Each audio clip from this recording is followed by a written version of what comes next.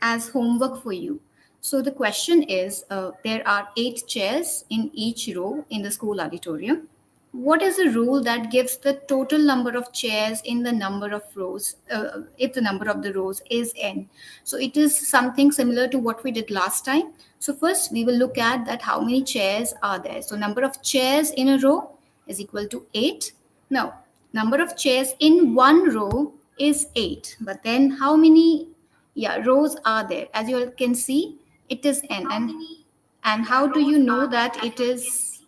How do you know that there are n? Again, it's all given in the question. It's very important that you read the question. So as you can see, let me highlight that part for you.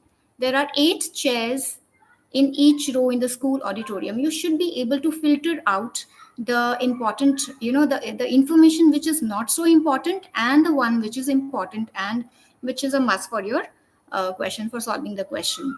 So here it's 8, and then as you can see that you have to create the rule. So basically you're looking for a rule. What would be the rule? And here it is given that number of chairs we have to find. If the number of rows is n, so n is the variable which is given to us.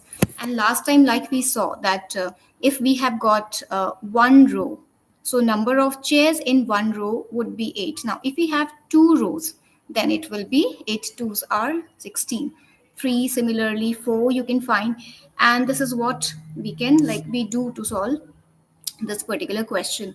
If you're given, now in this question we are giving n number of rows, so if there are n rows, so to find out the rule, to find out total number of rows, what you do is you multiply 8 with n, which is equal to 8n, and hence the answer. So have a look at it, just check that what exactly we have done. If you have any question, do let me know.